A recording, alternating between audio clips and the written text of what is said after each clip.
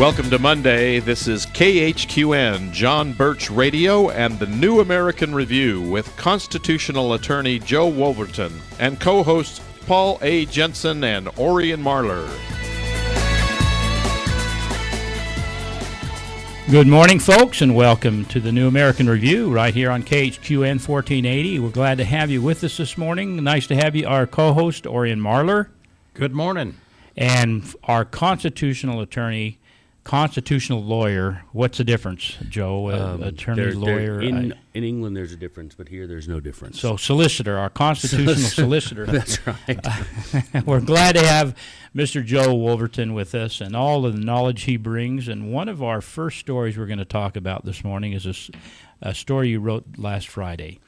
This is regarding something that is dear to all of our hearts who have a love of freedom and liberty, and that is, what is the source of our rights? Now, I think there's the possibility that our rights, according to this story, come from the United Nations. Is that true, or is there a higher source for our power, of our liberties and our freedoms? Joe? Well, I think that, of course, we all believe that our rights are an inheritance from God, given to us as His children. As He is the King of the universe, He is empowered to give and take rights as He sees fit for our well-being. But the globalists over at the United Nations, the Secretary General, at an informal meeting of the General Assembly, or at the General Assembly on September 11th, declared that reaffirmed the United Nations support for a principle called responsibility to protect,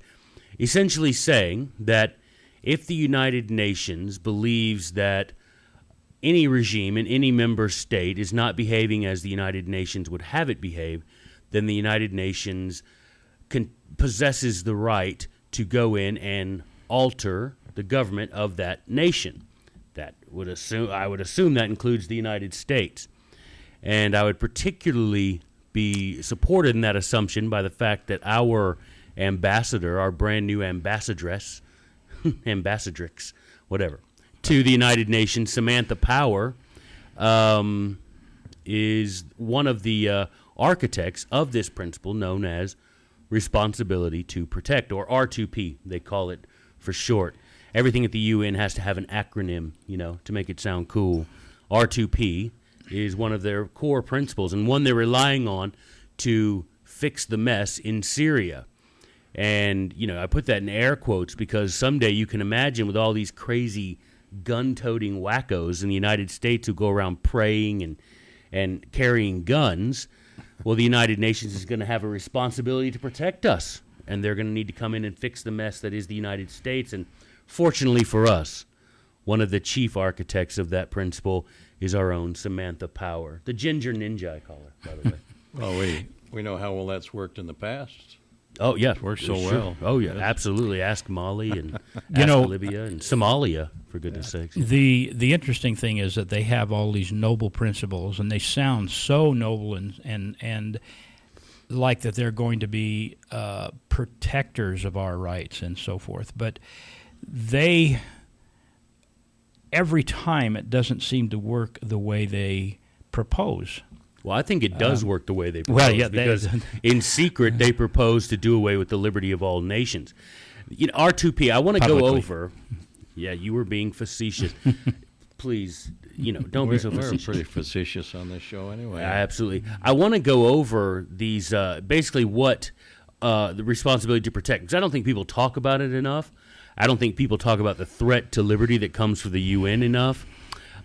It's basically the R2P, responsibility to protect, is a United Nations principle based on the proposition that sovereignty is a privilege and that privilege is given to us by the United Nations, and that if any time any nation, the government of any nation, violates the UN-approved code of conduct, then the international community is morally obligated to revoke that nation's sovereignty and assume command and control of the government of that country. It's based on three pillars, and I'll read them to you here. Number one, a state has responsibility to protect its population from atrocities. Now, that sounds reasonable. Yeah. Well, That's Do for the state. people let's take the opposite of that corollary. Do a people have the responsibility to protect its government from committing atrocities? If Well- so, then we need to all rise up. We're too comfortable for that. Number two, the international community has a responsibility to assist the state if it's unable to protect its population on its own. The That's a key. international community. That's right, the international community. And number three, if a state fails to protect its citizens from atrocities and all peaceful measures have failed, the international community has the responsibility to intervene through coercive measures such as economic sanctions. Military intervention is, of course, a last resort, but it is a resort. If you fail ultimately to protect your citizens from themselves, then you have a right, the United Nations has a responsibility to step in. First with economic sanctions, and as a last resort, military intervention. And then we always know that they always agree 100% on any decision made in the United Nations. They're Well- always on top of it, and they agree with each other.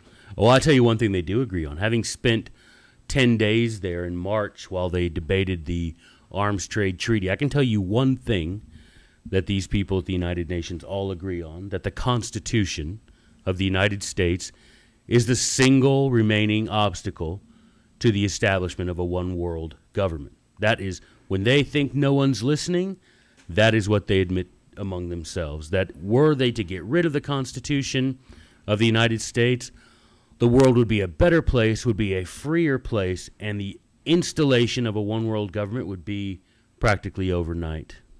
They all agree on that.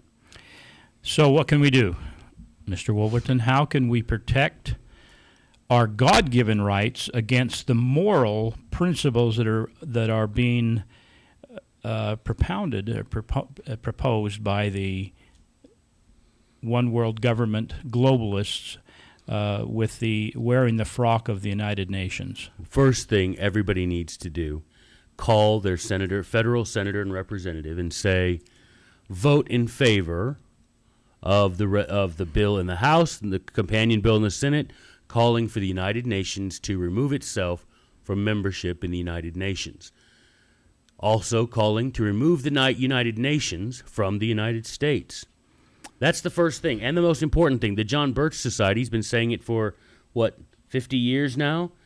Get the U.S. out of the UN and the UN out of the U.S. If you do that, not only do we save the billions that we spend every year propping up this shadow government, but we also save a lot of American lives who've died under that blue flag in various conflicts around the world, and we protect our sovereignty from those who would take it. These people, make no mistake, genuinely believe that the Constitution is the last remaining obstacle to a one-world government. If that bothers you, call your representative and your senator. Email them every day.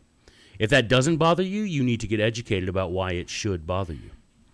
Well, that's excellent. We're down almost to a break, but people need to get more educated and more involved and understand what's really behind these pushes to eclipse our freedoms and eclipse the power of our Constitution. It's going to go away if we don't do something. Absolutely. The threat comes from inside and from outside.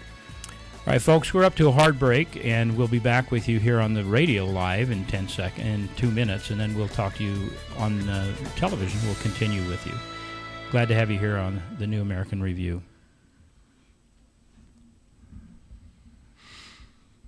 And we're out. What is the tell me a little bit more about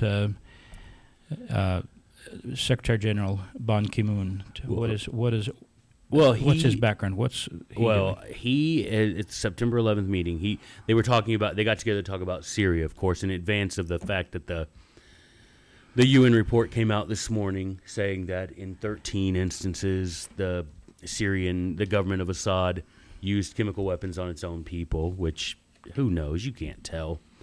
And especially those after the whole world is looking at them, viewing them. Why in the world? What would be the motivation behind them? And how can you tell? I mean, who can tell the way that civil war is going? But that's the nature of civil war, isn't it? I mean, it's the fog of war that everyone talks about. No one knows. But anyway, Ban Ki-moon gets there at the United Nations in New York on September 11th, saying that the Syrian regime, Bashar al-Assad, has failed to fulfill their obligations under the rule of law, and that now it's time for the United Nations to force Assad to embrace diversity. That was his key phrase, embrace diversity.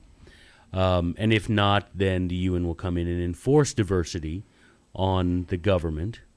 And he specifically mentioned the principle, the UN principle known as responsibility to protect, which is what we just talked about. And over at the National Review, Stanley Kurtz he wrote an article the day after President Obama's big Syria speech that Samantha Power created. Okay, folks, we're back with you here on the New American Review here in KHQN with our constitutional expert, Joe Wolverton, and with our co-host, Orion Marler. We were discussing the break. Let's go ahead and finish up with that, and then we'll move on to an interesting story about Absolutely. the separation of church and state. Can now, you just call me the James Madison of my generation? James Madison. Well, I was about to Can you just say call the that? James Bond of our... Well, either way, I am an international man of mystery. There's little... Well, probably your name will be forefront, though, pretty soon. I'm the last Joe of the famous Wolverton. international playboys. Yes. Okay, so tell me a little bit more about Ban Ki-moon and what Right. and this Well, most recent... at September 11th meeting, he reiterated the United Nations commitment to the responsibility to protect, this time with regard to the Syrian regime and how they have failed to fulfill their obligations under the rule of law, according to him. And President Obama, of course, had that nationally televised speech on his Syrian policy, and Stanley Kurtz at National Review said that sounded like it was written by Samantha Power because of the presence of the responsibility to protect in the speech. Always saying that there's a humanitarian need. We need to send troops in for humanitarian reason. We need to bomb Syria so the people can be freer. That makes complete sense. Peace is war, as we know in this 1984 world that we live in. Peace is war. Slavery is freedom. And Samantha Power, of course, is one of the architects of the R2P principle, and she said recently in a speech that we should be willing as Americans and as all nations to give up what she called a pinch of sovereignty for a greater amount of safety. I recall that quote. And, of course, woe unto them that call good evil and evil good, I guess. Well, let's move on from there. Let me just state to all of our viewers and our listeners, what the issue is here is we have got the New American Review that we are using as our textbook for these shows. That's what we review. We review the New American. The New American is an online magazine and a printed magazine. And printed, yeah. That you can access free of charge. Go to thenewamerican.com. That's thenewamerican.com, and you can read these stories. And you can read them in entirety, plus many, many others, Joe. Absolutely. I would suggest, though, when you go to thenewamerican.com, make sure you put the in front of it, thenewamerican.com. Subscribe, because there is a wealth of information. The magazine comes out every 2 weeks, and those articles are not reprinted online for quite some time. And the issue of the magazine coming out next contains a cover story written by me regarding the full scope of government surveillance and how we're being placed under surveillance by any number of government agencies and how they're doing it. And that won't be online. But such interesting articles as that, if I do say so myself, such gloriously well-written, amazing articles, Pulitzer-worthy. Let's just call a spade, Pulitzer-worthy. Beyond Pulitzer. Maybe even Nobel Prize-worthy articles on The New American. Just subscribe to it. It's very inexpensive. Now, and Joe it's is worth one of everything. the authors of that great publication, and that is available both online as well as printed. Now, you're going to want to subscribe if you want to really know what's going on in our government, in our nation, in our world. Of course, this is the New American Review, but we cover world affairs, world affairs issues as well. And that's one of the things that I think, Paul, is that people, whenever I go give these speeches, people are saying, well, how can I get more informed? I want to know more about this, so when people talk about it, I sound more informed. The thing I tell them is two things. Number one, go to thenewamerican.com. Every day, there's about 12 to 15 new articles on there of things that people are talking about. And subscribe to the magazine so that you can really have something in your hands to help get you up to speed on some of these issues that are affecting our freedom. Every day, the threat to freedom grows darker and darker. And it's mostly because good people are not doing what they should be doing, and that is educating themselves, and once they've been warned, warning their neighbor. Well, and I've taken the printed copy for many, many years, and I can tell you that it was it was prophetic. Things we read 10 and 15 and 20 years ago are now that we're even touted as negative. I mean, many people saying, "Oh, this is ridiculous" and so forth. But now have ended up being absolutely factual, and full of truth. And that's what you can say about the New American Review. You're going to get truth. Well, we try to get to the bottom of things, the story behind the story, which we pride ourselves on that. Well, and that brings up another truth and another problem.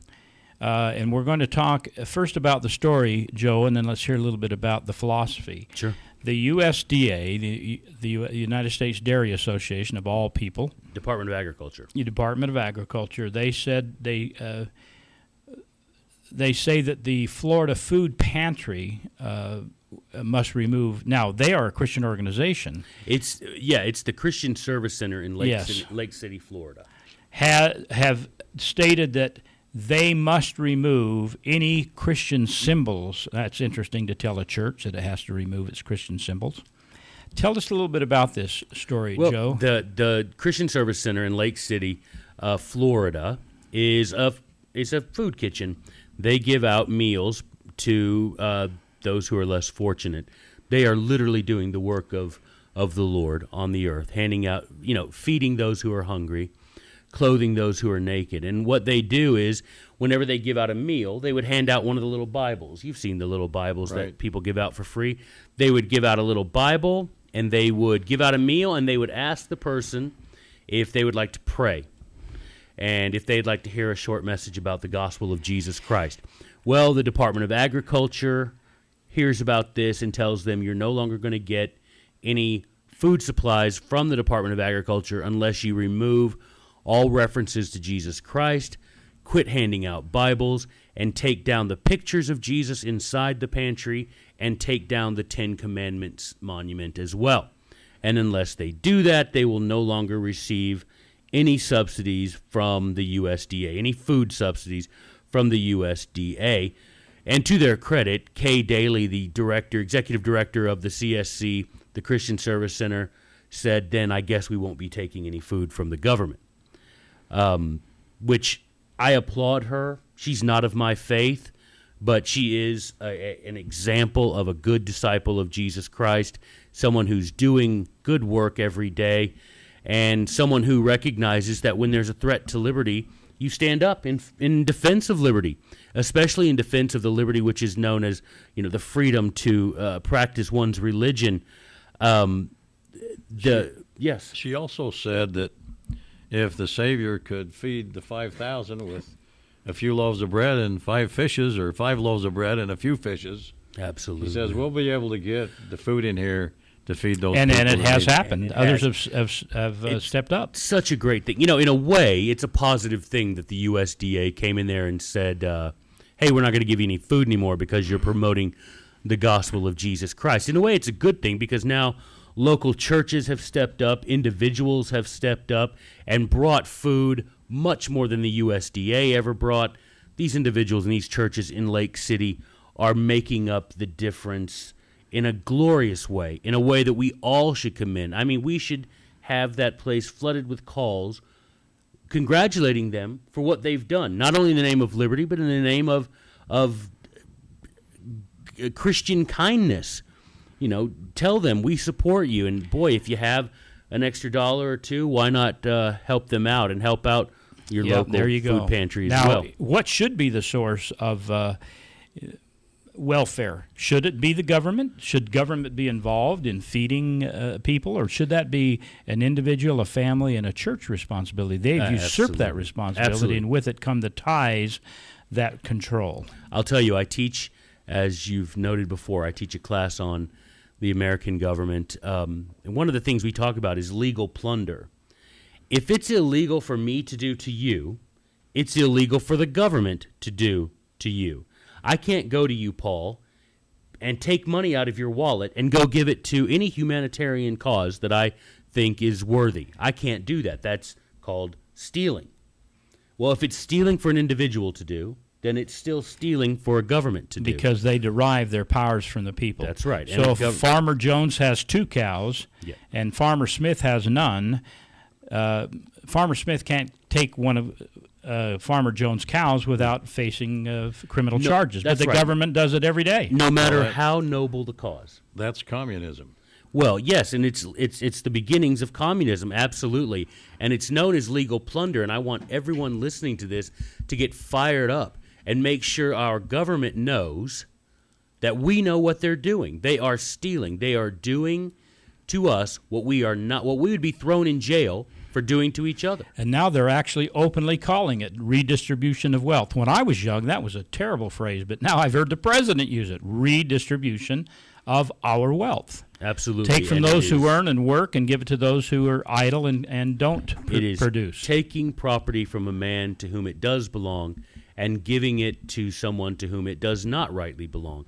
That is the very definition of plunder, and the only reason it's legal when the government does it is because they say it is, and we don't call them on it. Absolutely. And in this case, of course, perhaps the worst thing about this case that we're talking about is the notion that there is some separation of church and state, which requires that anyone receiving any sort of government assistance must completely abolish any reference to religion in some warped notion of how the First Amendment is meant to apply.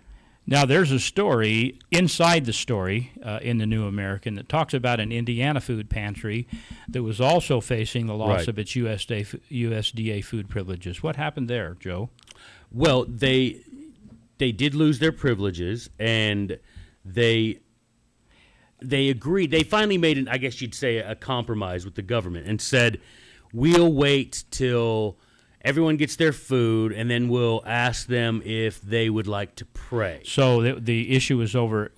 They were praying for these people and praying on the food before they were served the food. Right. And there was a public outcry, and as long as they agreed not to pray till after the people got their food, it's kind of convoluted to me. It's ridiculous, and it just shows that the government will do anything it can, that which is within their power and that which exceeds their power, to completely abolish religion from the public sphere and to marginalize those who dare claim belief in Jesus Christ. So during the break, and we only got 30 seconds, we'll discuss a little bit more about what is the separation of church and state. Absolutely. What does that mean? I'd like, and those on the radio I'm sure would like to hear that as well. We're down to a hard break. And we'll be back with you in 3 minutes after this word from our sponsors. Glad to have you here on the New American Review on KHQN 1480.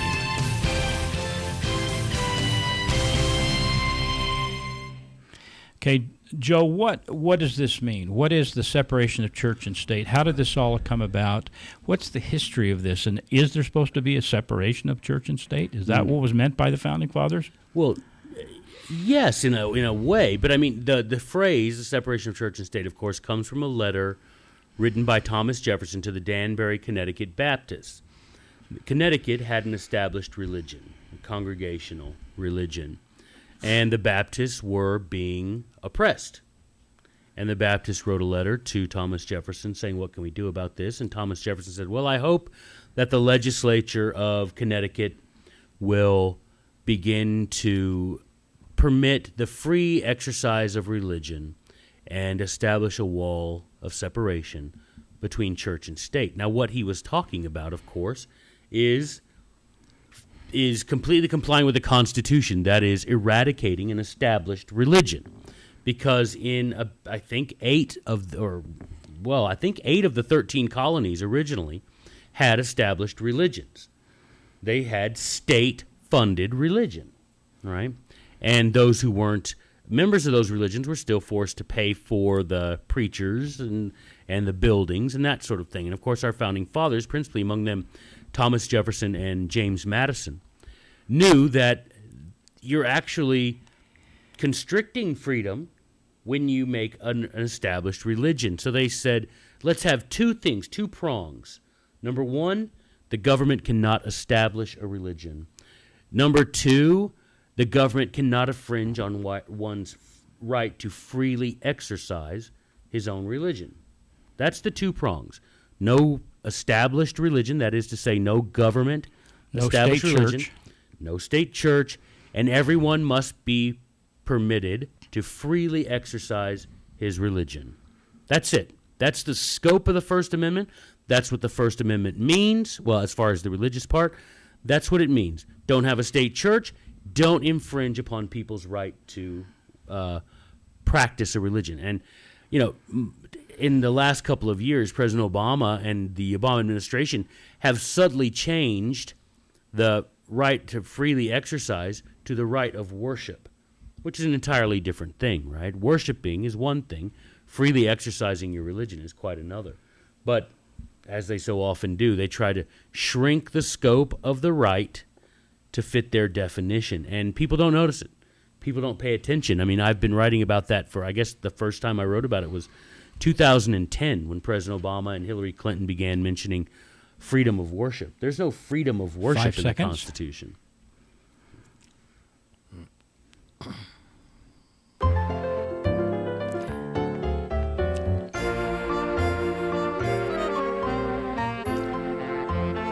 Welcome back to the New American Review here on KHQN. We're glad to have you with us today. You know, we forgot last week and we forgot this week. If you have any questions or comments for our expert legal attorney, our constitutional attorney, Or for Orion. or for Orion, Yeah, you call can me, call Mom. us here toll free at 1-800-776 Waiting for you to call them all. 1913. That's 1-800-776-1913. During the break, what is really the separation of church and state, and we'll allow you to go to our archives on Facebook or on Google Hangouts or on YouTube. Those are where all of our archives are found, and this show is being broadcast to you live. And to access that, of course, you go to utahtalkradio.com, and you can push to listen live. And when you push on that, when you click on that link, it takes you right to the archives, and you can listen and watch the entire program and anything that we talked about during the breaks. Great. So let's talk about a new topic now, Okay. because we always seem to run out of time in these things. And again, on Friday, there was a story in the New American. And if you want to look at the story and read it while we talk about it, it's thenewamerican.com. And it's a story entitled, House Republicans Pass a Bill Delaying Obamacare Subsidies. What is that story about, and what does that actually mean? What are the House Republicans trying to do? I think that the Senate kind of has control. The Democrats have control of the Senate. The Republicans have control currently of the House. And so they passed this bill that they're saying was an exercise in futility and just to get attention and so forth. Well, I mean, you're right that it's an exercise in futility. There's no chance that this passes the Senate because the Senate's in control of not only this is the problem I have. We often talk of the Republicans did this and it was so good, and then the Democrats blocked it, or the Democrats did something so bad and the Republicans saved the Republic. Let's dispense with all of that, because that is not true. There may have been a time when that was true, when the Republicans equaled constitutionalists and Democrats didn't. But in the day we live in, there are only 2 parties. There's the party of war and power and the party of peace. And we've got this party that happen to be mostly Republicans who passed a bill in the House of Representatives saying that before anybody receives their Obamacare subsidy, that is to say, under Obamacare, if you are below a certain threshold of income, then you get subsidy from the government to buy health care insurance from approved health care providers, of course, meaning agents of the federal government. So you come in, you only have so much income, and they give you subsidies to buy your medical insurance. Now, the problem is there's no verification of the income. It's the honor system. You go into your local navigator, is what they call them in your state. The person does sort you out with regard to Obamacare and what you're eligible for. Tell them how much you make, and if you make below a certain limit, then you get the government helping you pay for medical insurance. Now, some of the Republicans, joined by 5 Democrats, voted for a bill on last Thursday saying that before anybody receives these subsidies to purchase their medical care insurance, they should have to verify their income by Social Security statement or an income tax return or something like that before they get any subsidies. Because as it is right now, you'll get your subsidy, and then later on down the road somewhere, the government will check it out. But by that time, we've already been robbed, right? That's the government saying, as it always does, I'm going to come in, I'm going to steal a bunch of money out of your wallet, and later on, if I find out it was wrong, I promise I'll give it back to you. And by the way, one of those Blue Dog Democrats that voted with the Republicans was our own here in Utah, Jim Matheson. Our own Jim Matheson. Yeah, I mean, there is so much fraud and abuse in the Obamacare system that it baffles my mind literally every day that I don't hear somewhere that the switchboard of the White House, the switchboard of Congress, is not flooded with calls. It boggles my mind, Orion, that in Utah, supposedly one of the most Republican states, that in Nevada, that in Texas, that in Virginia, that the state legislatures have completely abdicated their role as the final protection of freedom and have gone along. I sat in Salt Lake City testifying at the committee of the Senate regarding Obamacare and how it was unconstitutional, and heard those Republican state senators say, too late, we've lost the fight, we're going to go ahead and participate. Our governor, chief among them. But it's nationwide, Orion and Paul. Nationwide, these state legislators have completely abandoned the responsibility they have to protect citizens of their states from unconstitutional federal acts, and Obamacare is the worst of them. It will rob us blind. It will take away the incentive that good doctors have to practice medicine, and it will encourage fraud from the bottom to the top. We will become the third world country that the United Nations and the establishment wants us to become. And this bill it's a drop in the ocean. It is literally a thimble in the ocean of fraud. But it's something. It's saying, hey, before we have all the American people pay for your medical care, your health insurance, let's at least verify that you qualify. But President Obama and his ilk say, nope, hands off. We're going to take their word for how much they make, and we're going to go ahead and take that money from Paul and from Joe and from Orion, and we're going to give it to these people regardless if they qualify or not. So what's the reason behind the real reason behind their willingness to do this? What are they really trying to accomplish? The Republicans who sponsored the bill? No. No. The administration who don't think it's a good thing to do to check. I mean, literally, if you walked into a service station, as this story says, yeah, and we say, you know what, I don't have any money right now, but I'll tell you what, on the honor system, why don't you go ahead and give me gas and groceries, and at some point in time, if I owe it to you in the future, I will pay it back. I'm going to go ahead and try that today. I got to get some gas today. Yeah, let's go see if we can get that. I'm going to go ahead and do that. Now, the point is, as is the point with all of this stuff, the government, and when I say the government, hey, we get the government we deserve, Paul. Well, these people are elected by us, right? The government is trying to make every American dependent upon the government so that they can create an atmosphere where you might love your freedom, but the only place to get any sort of stability, financial stability, will be from the government. They can do it with health care. They can do it with housing now, right? How many people in this country, how many elderly people rely on their Social Security checks every month to survive? Number one. Absolutely, they do. Why? We point to the government, Paul, and we say it's the government's fault. They're impoverishing us. No, sir. We are impoverishing ourselves. Why are our families and our churches not stepping up and stepping into the breach and filling in for these people? We need to force the government out of this thing by two ways. Number one, stepping up, fulfilling our duties as Christians and as brothers and sisters to each other. And number two, by having these state legislatures filled with people who get it, with people who are determined to draw. You talk about a red line of President Obama. Let's draw a red line.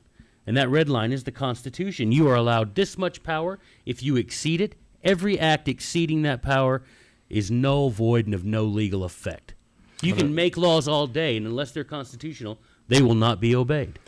One of the problems that I've seen is working with communists, as I did, was the people get to the point where they don't care how miserable they are as long as everyone else is in the same boat. That's a very good point. I saw that myself growing up. It's in East Germany. I mean, it was the same thing. Everybody, was miserable, so no one knew how miserable they were, right? Well, I was in the grocery store line the other day, and there was a young man in front of me, and he got up and he had a credit card, and it was a food stamp credit card. Mm-hmm. And he says, I should have applied for this a long time ago. And then he looked back in the line of 6 or 8 of us and says, do you guys have one of these food stamp cards? Everybody ought to have one of these. Everybody ought to have one of these. This is the greatest thing since sliced bread. And that is the mentality of so many people in our nation. Get what you can. There's no integrity at all anymore. Look, and that's the thing. It's not government's fault at the end of the day. It's our own fault. For allowing because we not only allow it by electing and re-electing people who will do this, which, remember, is nothing more than stealing. Because if it's stealing for me to do to you, it's stealing if the government does it to you. And number two, it's our own fault for taking advantage. Well, if the money's there, I might as well use it. Right? That's the say. Everyone else does. I've heard that over and over, even from conservatives. Well, the money's there. I've paid my taxes all these years. I might as well use it. No, you might as well not. Let's make it where we don't need this. Let's step into the breach and take care of people. But we won't, because the cable's still on, the electricity works, still got gas in my car, I'm comfy, it's bread and circuses, let the world spin on, I'll be fine. And then, of course, you have the faction of the religious conservative movement, of which I consider myself a member, who say, well, we don't really need to do anything because Jesus will be back soon and he'll take care of everything. I mean, the most ridiculous thing I've ever heard, and I hear it from the pulpit in church today. Well, we don't need to worry about this kind of stuff. It's all depressing. Besides, Jesus will be back soon. Well, that's what I'm going to do about my yard this summer. I'm not going to mow it. Jesus will be back soon. It'll all be burned anyway. I'm not going to mow my grass. Well, we're glad to have you with us today on the New American Review here on KHQN. We are originating this broadcast from Provo, Utah. From the moon. From the moon and Provo, Utah, throughout the world on streaming here on KHQN 1480. We'll be back in 2 minutes. You've got a lot of tongue-in-cheek in your presentation today, Joe. Do I? A lot of tongue-in-cheek. That's good. Keep my tongue firmly planted in my cheek.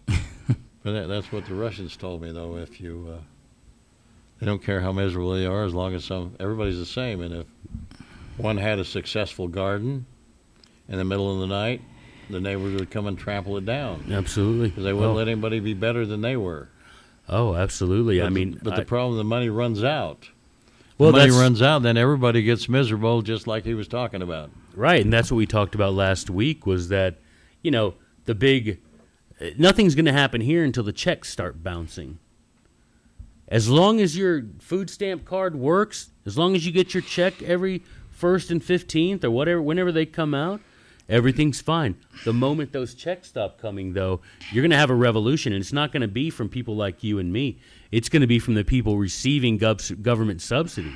You'll have a different sort of revolution than you ever imagined. You'll have a Russian revolution as opposed to an American revolution. Well, when you pay somebody a welfare check, you take care of them really well, and then they know that they're a welfare recipient. Well, once you cut it off, then they hate you. Well, and they hate the person that's been giving them the check.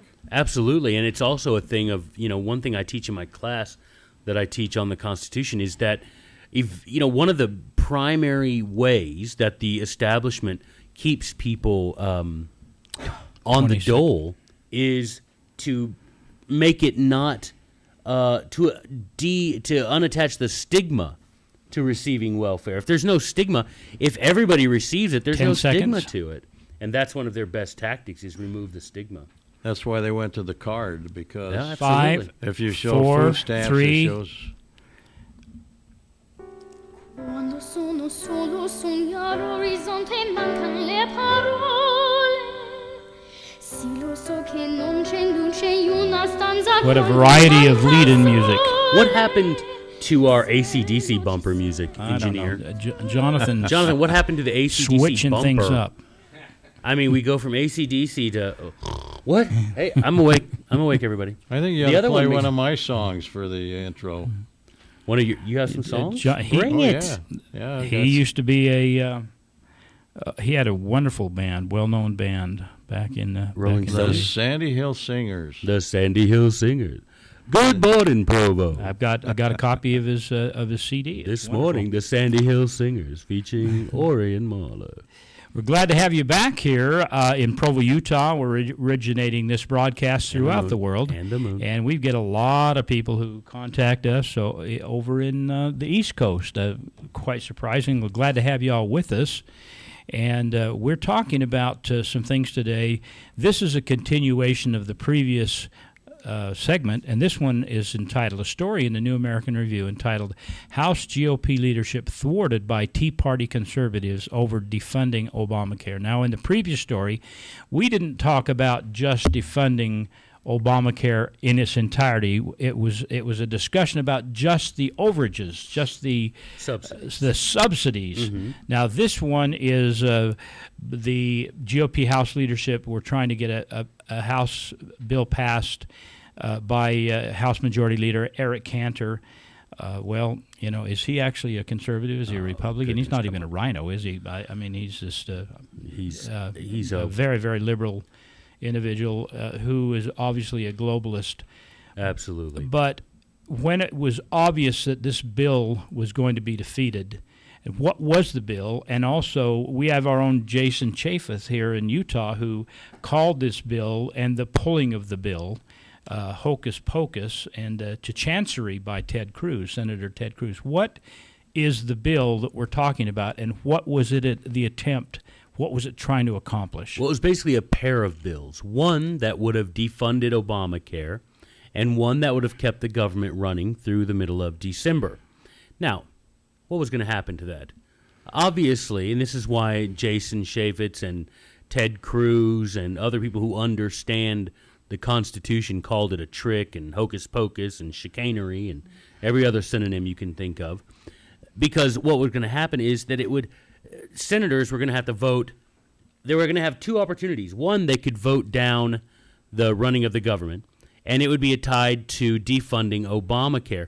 So they were obviously going to have to vote to oppose Obamacare and to keep it alive, which would be political suicide, obviously, because everyone in this country hates Obamacare, except for the president. Now, the better idea is Ted Cruz's idea, is to say, all right, let's pass an omnibus bill that funds the government, all except Obamacare. The entire government, all the things you people want, we're going to give you, except Obamacare. Now, what do you think would happen there? Well, of course, it would go to the Senate and be defeated.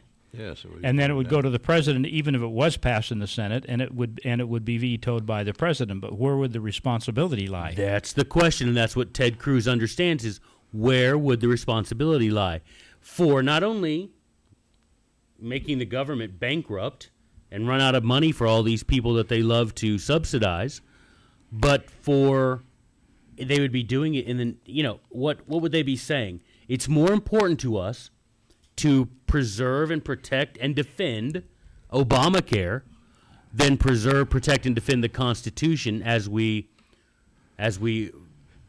swore to do when we were elected to office. And of course, that would be a brilliant move. But it's not going to happen because too many in the establishment are there not just to play politics. They're just there to pad their own pockets and to play politics and to have something to say during re-election, whereas Ted Cruz, Jason Chaffetz, and others are interested in truly saving this nation from the millstone that will be Obamacare.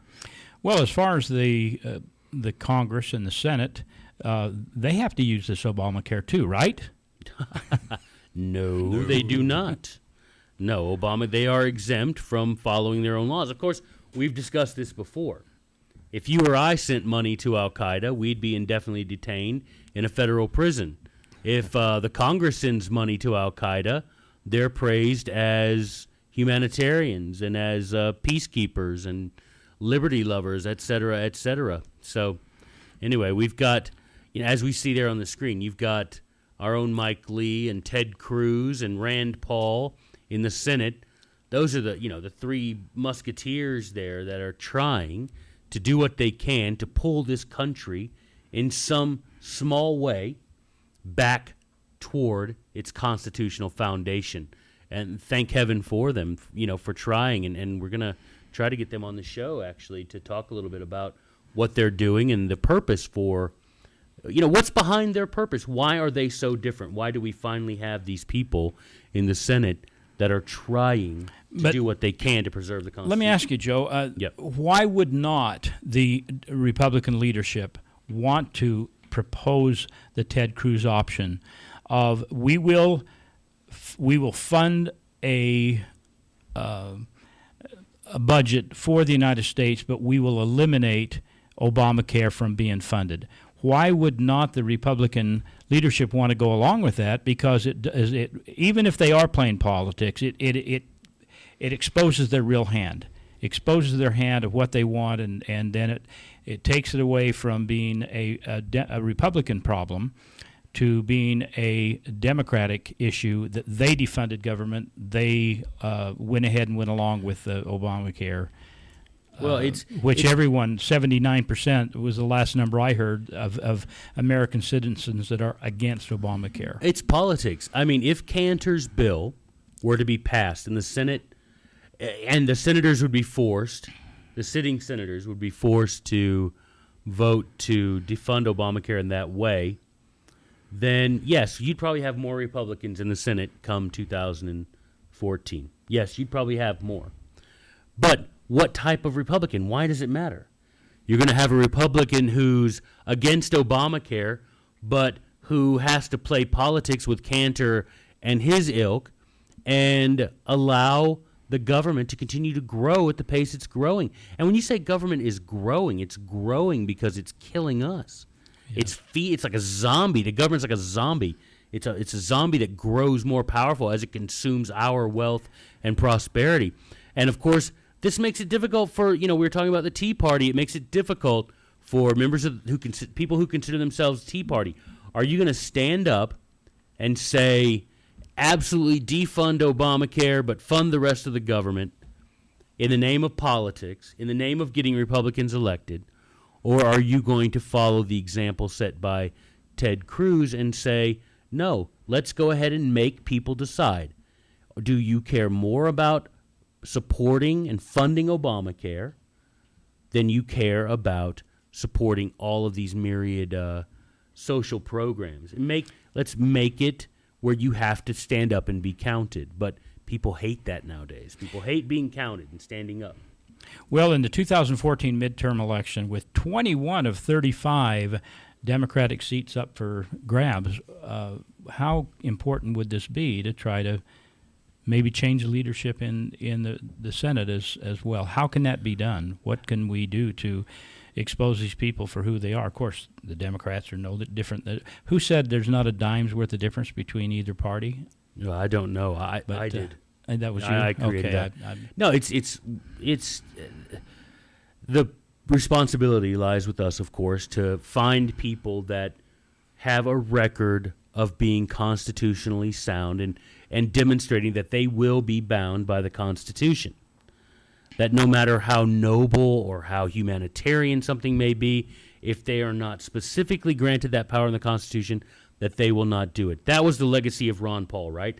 They called him Dr. No because he voted no on any bill that contained a provision that granted or assumed power that was not given the Congress in the Constitution. So he earned the nickname Dr. No. I would welcome that. We need people like that who are going to refuse to vote in favor of any of these acts of the federal government that are going to bankrupt us morally and economically. And thank heavens for gridlock. Absolutely. Yes. Our founding fathers wanted gridlock. They wanted the government to be tied up and be unable to sit there. And of course, they didn't want a full-time Congress either, did they?